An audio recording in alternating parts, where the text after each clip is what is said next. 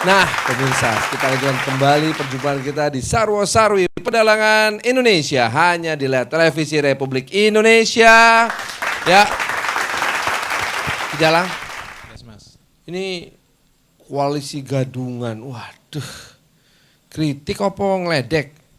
Bukan, kita mengambil budaya di wayang ini untuk memberikan solusi ke Mas Arya Bima itu kan gitu. Wah, Mas Bima, kalau gitu langsung ya. Langsung aja. Pertanyaannya adalah, ajarilah kami dulu, apa sebetulnya motivasi sebuah koalisi dan apa kalau begitu motivasi koalisi tahun 2009 kemarin ini? Gini, kalau pemilu itu kan pilihannya cuma dua, Mas Farhan. Yaitu? Akan jadi pemenang Atau kalah. Ya. Kalau pemenang, itu konsekuensinya akan menjadi bagian dari pemerintahan. Ya. Kalau kalah, konsekuensinya ya di luar menjadi oposisi. Ya. Nah, itu poin pertama. Nah, jadi nggak bisa itu kaki kanan ada di pemerintahan, kaki kiri kemudian ada di oposisi misalnya. Harus jadi, tentukan sikap. Ya, tentukan sikap dong, gentle kan, menang di dalam, kalah di luar. Itu poin Ya. pertama. Poin kedua, kita ini memang sistemnya presidensial, Dalang ya. Artinya pemerintahan itu dikelola oleh presiden. Presiden punya otoritas. Tetapi sialnya presiden ini berhadapan dengan partai yang banyak.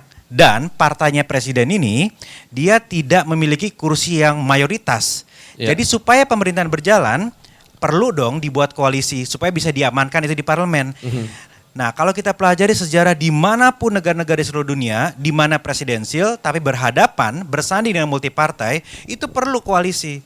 Nah, tapi cara menata koalisi ini berbeda-beda, Ya. gitu ya. Ada yang pakai sistem organisasi yang kaku, disiplin, ada yang longgar. Nah, tapi kuncinya bagaimana pemerintahan itu bisa berjalan adalah menata koalisi ini supaya lebih efektif. Nah, pelajaran kemarin itu hak angket, itu terbukti bahwa koalisi itu nggak efektif. Bahwa masih ada partai-partai anggota koalisi yang bermain di dua alam yang berbeda. Punya dua kaki. Punya dua kaki. Jadi gitu. artinya gini, bahwa motivasi dari berkoalisi adalah untuk menentukan di mana kaki kita berpijak, dua-duanya. Betul ya. Nah, tapi kemudian ketika terjadi penyimpangan, anomali deh gitu ya, bahwa ternyata saya baru sadar nih, kaki saya bisa di dua-dua tempat nih. Seru juga kayaknya. Itu motivasinya apa? Motivasinya ya tentu saja banyak ya. Satu adalah pencitraan gitu ya. Jadi artinya begini, ya mungkin ada pikiran daripada gua sama-sama jatuh di perahu yang nanti mungkin akan karam, lebih baik gua siapin kaki kiri di luar supaya nggak ikut jatuh. Bisanya seperti itu. Ya. Nah, ini kan nggak fair dan tidak gentle. Artinya kaki kanan itu di pemerintah mungkin mendapat keuntungan dari posisi di pemerintahan, ada proyek dan sebagainya, tetapi kaki kiri bermain di pencitraan, masih bersikap kritis dan lain sebagainya. Padahal kalau ada di koalisi, kita punya responsibility to govern. Tanggung jawab untuk memerintah gitu. Kalau di luar, ya responsibility-nya adalah to oppose, to criticize gitu, untuk mengkritik. Itu harus jelas porsinya, perannya bebas, jelas gitu. Pak Indria, apakah ini model baru atau model akal-akalan? Begini ya, jadi memang kalau kita bicara sistem seperti itu, koalisi itu gunanya untuk memobilisasi dukungan. Sistemnya gitu ya. Tetapi dalam konteks Indonesia ini kan sistem itu baru dalam taraf trial and error Ya, gitu ya. coba-coba. Jadi coba-coba. Kenapa saya katakan coba-coba? Karena memang tidak ada aturan ya di dalam apakah undang-undang susduk maupun soal koalisi itu hanya komitmen bahwa ketika pembentukan pemerintahan dilakukan, maka Presiden SBY mengundang sejumlah partai yang mau masuk, termasuk partai yang tadinya berada di luar juga. Maaf Pak, Ya. tapi bukankah komitmen bisa menjadi sebuah kebiasaan, akhirnya menjadi sebuah tradisi, akhirnya menjadi sebuah standar? Nah, jangan dilupakan di kita ini orang mencoba, ini dalam proses transisi. Ada yang mencoba untuk memegang teguh aturan-aturan legal. Tapi ada juga yang menafsirkan bahwa aturan yang dibuat itu bagian dari sistem yang lama gitu ya. Dan jadi saya kira di situ masalahnya. Transisi ini masih mengandung, masih terbuka terhadap berbagai macam penafsiran. Saya penonton melihat di panggung itu seperti melihat kolaborasi antara pemain musik klasik yang sangat taat pada partitur dengan seorang pemain jazz yang hobinya improvisasi melulu gitu.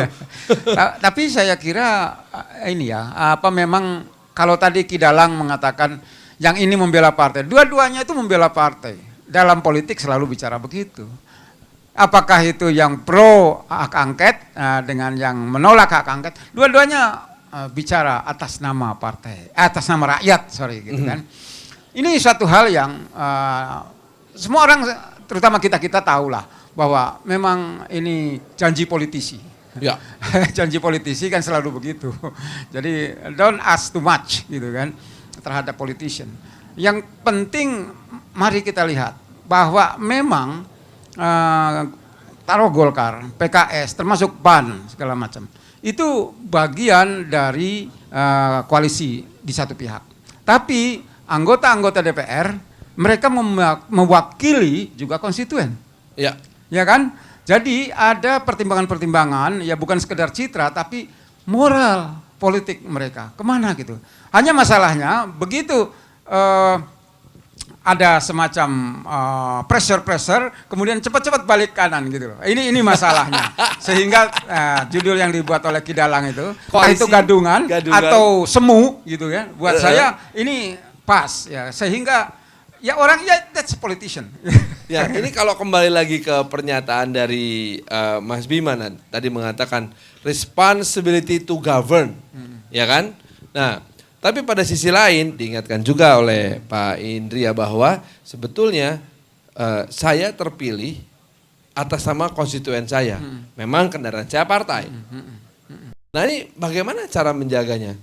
I have a responsibility to govern and at the same time. Gini Mas Farhan, berkoalisi itu bukan berarti kemudian ada pembungkaman total, penyeragaman total, nggak boleh berbeda. Enggak, itu salah. Bagaimanapun juga wakil rakyat itu harus menyuarakan aspirasi rakyat. Betul. Ya kan? Itu dibuka ruang itu lebar. Tetapi manakala ada isu-isu strategis yang perlu disikapi secara bersama, perlu disamakan frekuensi dan iramanya, ya harus sama. Gitu kan, harus sama. Apalagi kalau isunya itu sebetulnya cuma masalah prosedur aja.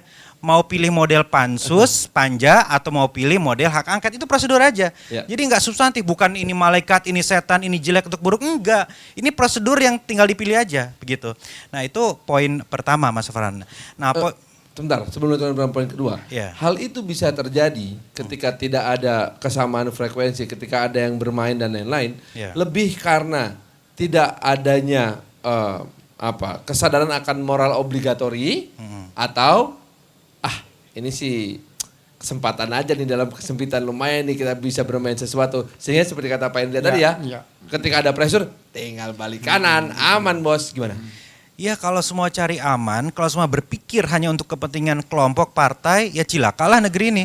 Ya kan, makanya kalau punya tanggung jawab untuk pemerintah, kepentingan bangsa dan negara yang di atas segalanya. Jadi rela untuk tidak populer, rela untuk dikritik ya, tetapi keyakinan bahwa ini sistem harus ditegakkan gitu loh. Poin kedua. Nah, poin kedua begini ya, bahwa harus ada keseimbangan memang antara demokrasi dan disiplin gitu ya. Betul, ibarat nih kita mengelola rumah tangga gitu ya. Memang bolehlah anak itu diberi kebebasan demokrasi bicara, tapi tetap di dalam rumah tangga ada disiplin. Sama, mengelola partai, mengelola organisasi juga begitu. Ada ruang untuk demokrasi, ada ruang untuk berbeda, tetapi disiplin aturan itu harus ada. Ya, nah kalau nggak seimbang, misalnya terlalu disiplin, nggak ada demokrasi, rusak. Tapi sebaliknya, terlalu demokrasi nggak disiplin, chaos juga. Nah karena itu, poinnya adalah harus ada norma-norma koridor yang disepakati. Nah harusnya di Setgap itu ada patokannya, ada koridornya begitu. Ini menarik nih, saya masih tetap ingin nanti membuka diskusi kita ya. Dengan dasar bahwa satu sisi ada tanggung jawab dan disiplin, satu sisi ada keterwakilan yang harus dipertanggungjawabkan kan? Iya dong? Iya. Nah, nanti kita akan bahas lebih dalam karena mengkerucut pada sebuah kritik. Sebetulnya anggota dewan itu yang kita pilih rame-rame itu wakil saya atau wakil partainya? Itu pertanyaan harus dijawab. Betul nggak Kidalang? Supaya koalisi itu berorientasi pada rakyat, bukan pada partai. Kita akan kembali setelah partai-partai berikut ini. Hanya di Sarwa-Sarwi Pedalangan Indonesia. Jangan kemana-mana.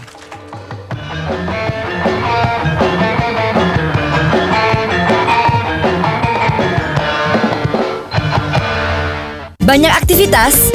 No problem. Harum Sari Duo Lotion. Bebe No Way, PD Everyday. Pakai Harum Sari, oh wangi.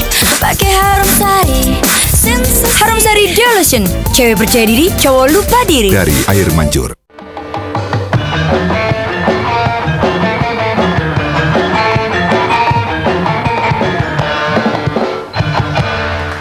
Baiklah pemirsa, terima kasih masih bersama kami tentunya di Sarwa Sarwi Pedalangan Indonesia hanya di layar televisi Republik Indonesia. Iya Mas. Kita langsung sen kiri ya. Boleh. Sen kiri ini soalnya Pak Indra Samego udah lihat jam nih. Beberapa menit lagi. Saya ingin melihat Pak Indra Samego deh, Pak Indra. Ini Pak Indra ini ada sebuah pertanyaan yang waduh gitu. Kayaknya nggak kejawab-jawab gitu. Wakil rakyat itu, Ya. anggota parlemen ini, baik itu di DPD maupun di DPR, sebetulnya wakil rakyat atau wakil partai? Kalau di DPR ya, bukan DPD. Kalau DPD Udah dia jelas. dipilih secara bebas ya. Tetapi kalau DPR dia wakil rakyat dan juga wakil partai. Karena untuk bisa dicalonkan itu kan lewat Harus partai. masuk partai. Ya kan, nah, jadi partai memberikan legalisasi terhadap calon itu. Kemudian di dalam sistem pengambilan keputusan di DPR juga di situ ada yang disebut fraksi. Ya. Nah, fraksi itu adalah kepanjangan tangan partai di parlemen. Walaupun itu bukan alat kelengkapan parlemen, tetapi fraksi itu powerful betul. Yes. Sangat kuat. Bahkan menurut undang-undang bisa merecall atas nama ini ya. Jadi fraksi diminta menilai, memberikan rapor kepada partai. Dan kalau partai tidak happy, ya dia bisa jatuhkan itu. Jadi apa yang terjadi pada Gus Coy dan Ibu Lili itu Wahid kira-kira itu secara legal ya udah pas. itu merupakan kebijakan dari partai berdasarkan undang-undang yang ada. Ya. Jadi tidak melanggar sama sekali. Sehingga tidak 100% menjadi wakil rakyat anggota dewan itu. Dia wakil partai. Nah, dalam situasi ekonomi politik seperti sekarang memang satu perhitungan betul. Orang digusur dari DPR itu. Berhitung betul. Sehingga kalau misalnya ada anggota DPR menurut pikiran partai ini tidak loyal, ya tinggal memilih gitu kan. Nah, betah di Senayan atau get out gitu. Nah, ini berat. Jadi tadi saya katakan ekonomi politik sekarang karena sumber-sumber karir di Indonesia ini masih amat terbatas. Dan pola seperti itu sudah bisa diilmiahkan, itu sudah bisa digeneralisasikan ya. Bisa diduga. Di mana-mana bisa alasan terjadi ya. apapun anggota DPR itu lebih takut kepada partai, ya kan? Karena ada undang-undang yang memungkinkan dia di PAW itu. Mas Bima. Mas Farhan, menurut saya itu statement atau pernyataan itu agak menyesatkan. Karena Seolah-olah kalau anggota DPR itu wakil rakyat berarti bukan wakil partai. Iya. Atau wakil partai berarti bukan wakil rakyat. Enggak. Karena fungsi utama partai politik adalah sebagai penyalur aspirasi rakyat. Sebagai penyalur artikulasi maunya rakyat, maunya apa. jadi gitu kalau kan? rakyat mau menyampaikan sesuatu, sampaikanlah Partai. lewat partai. Aktiflah di partai. Betul. Nah, di fraksi atau di DPR itu salah satu instrumen saja. Bisa disalurkan lewat DPR, bisa lewat kadernya di eksekutif. Ya. Ya. Cara untuk mendeteksi rakyat maunya apa, ya bukan hanya oleh anggota DPR ini, tapi kan kita punya banyak cara. Bagaimana partai bisa tahu rakyat itu maunya apa. Begitu, itu logika pertama. Jadi Ya. artinya apakah perdebatan anggota DPR, wakil rakyat maupun wakil partai sudah tidak relevan? Statementnya bukan seperti itu, tidak relevan. Jadi yang namanya anggota DPR itu menyuarakan kepentingan rakyat, itu clear. Bahwa Pasti. partai juga menyuarakan kepentingan rakyat, begitu. Nah, persoalan utamanya adalah bagaimana caranya ada mekanisme internal di dalam partai sehingga nggak putus tuh rakyat maunya apa, partai berjuangnya apa, atau DPR maunya apa. Itu aja persoalannya. Nah, jadi harusnya ada mekanisme internal di partai sehingga semuanya nyambung. Jadi ketika wakil rakyat bicara A, karena memang rakyat maunya A dan karena partai maunya A juga, gitu.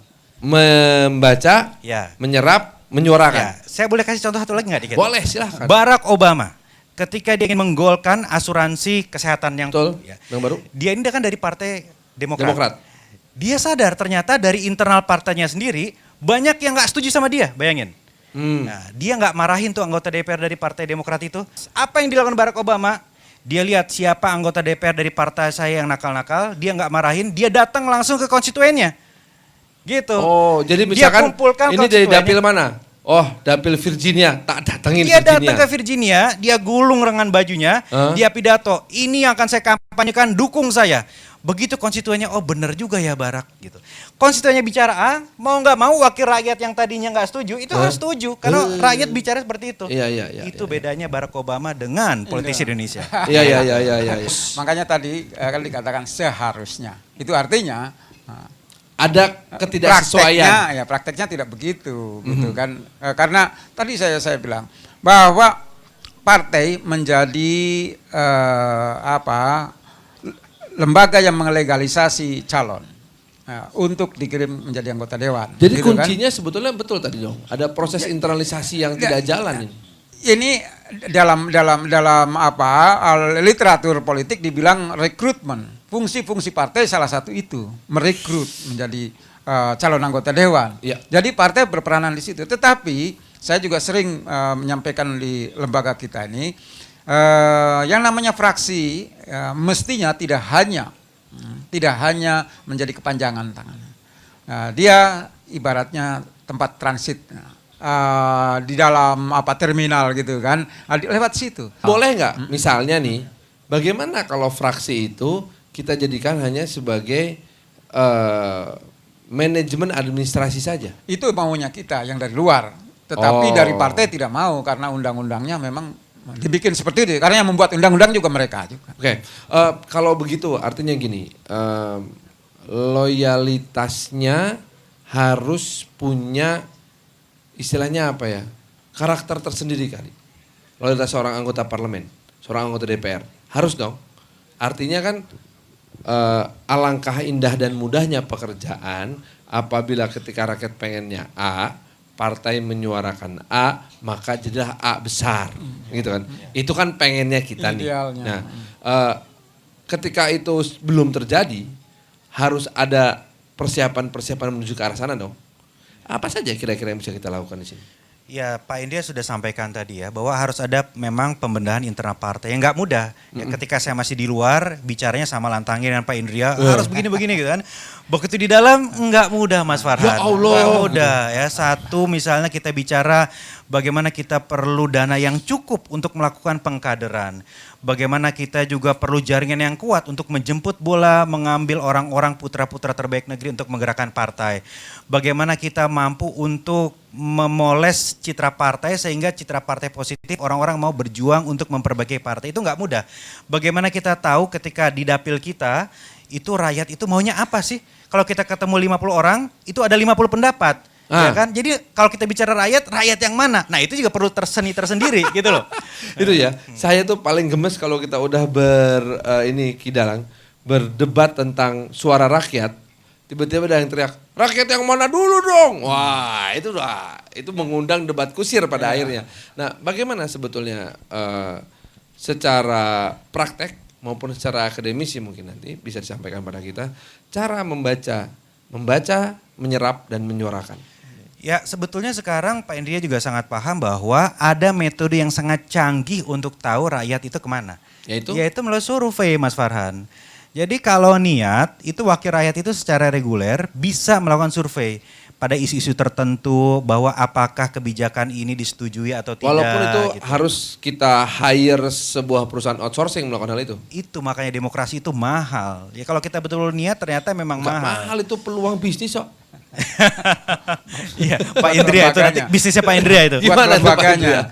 Buat lembaganya memang itu peluang ya. Tetapi saya kira dalam studi politik juga dikatakan bahwa ini merupakan perdebatan yang tidak akan ada akhirnya. Rakyat itu siapa gitu. Ya. Karena ya seperti itu. Apalagi dalam politik. Ya kan hari ini bisa setuju Mas Farhan jadi kan. Tapi besok Mas Farhan enggak kooperatif pada saya bisa tolak. Setuju. Jadi sangat fleksibel. Sehingga walaupun misalnya sekarang ada satu cara yang secara saintifik bisa diterima lewat survei itu. Tetapi kembali lagi bahwa sebetulnya ya di samping survei menjadi bahan adalah pendekatan secara pribadi dari para elit di dalam memantau Menjadi sebuah busa yang bisa menyerap apapun. Iya, jadi Iya. dia elit itu jangan menjauh dari. Buat saya rakyat itu adalah DPT. Ya, sedikit lagi. Jadi kalau survei tadi metode yang canggih, metode Ya. yang tradisional adalah begini. Kalau di negara-negara yang demokrasinya maju itu, wakil rakyat itu berhadapan dengan kelompok-kelompok kepentingan. Iya. Ada LSM, ada ormas organisasi. Nah ini yang dipegang nih. Ya, LSM ini suaranya apa, ormas ini suaranya apa, interest group ini suaranya apa. Itulah yang dianggap suara rakyat, begitu loh. Ya. Ya, karena mereka itu juga menyerap dari bawah. Mereka masing-masing punya prosedur sendiri-sendiri gitu. Dan ini tentu saja harus kita akhiri perdebatan walaupun masih ada Ini sebuah... belum selesai, masih ada Belum. 17 isu lagi. 17 tadi. isu lagi plus isu yang paling gemes pengen saya bahas tapi mungkin bisa diberi jawaban oleh Kidalang dengan sangat singkat. Jadi, apakah memang kalau kita berpolitik kita tidak akan pernah bisa menemukan kawan atau lawan abadi, hanya ada kepentingan abadi? Apakah memang itu yang harus kita terima sebagai sebuah keniscayaan, Kidalang? Seperti dicerita di Wahyu Tejomoyo tadi. Jadi begitu saya menyambung apa yang disampaikan Mas Bima tadi ya. Ya. Jadi disiplin di internal partai. Jadi begitu Semar akan mendapatkan wahyu, koalisi mendapatkan Wahyu Tejomoyo, dia udah semua anggota fraksinya, anggota itunya udah diamankan dulu, dimasukkan dalam kuncungnya kan tadi kan. Ya. Jadi nggak ada lagi suara yang menor kan gitu. Ya. Begitu udah Cipto, Karso, Karyo jadi satu, lempeng. Nah, yang jadi permasalahan koalisi kita ini kan itu oversize, udah terlalu banyak. Terus kepentingannya itu masih ke kekuasaan. Nggak ada semarnya. Nggak ada semarnya. Jadi bukan kembali ke rakyat lagi. Jadi kepentingan tadi ini udah bias gitu Mas. Saya khawatirnya gini, tidak ada Semar baik secara wisdom seorang Semar maupun kesaktian leadership seorang Semar. PR lagi untuk itulah para pemimpin the future leader. The future is now. The future is now ya. Ini PR ya sama-sama kita juga. Terima kasih untuk obrolan kasih, singkatnya. Mas Sampai ketemu lagi. kasih. Pak Indria Samigo terima kasih. Kidalang? Matur nuwun. Mesem aja. Dan tentunya untuk Anda pemirsa di seluruh Indonesia, terima kasih telah bersama-sama kami. Ini adalah sebuah perdebatan yang tidak selesai. Mengapa? Harus tidak selesai karena bangsa ini tidak boleh selesai.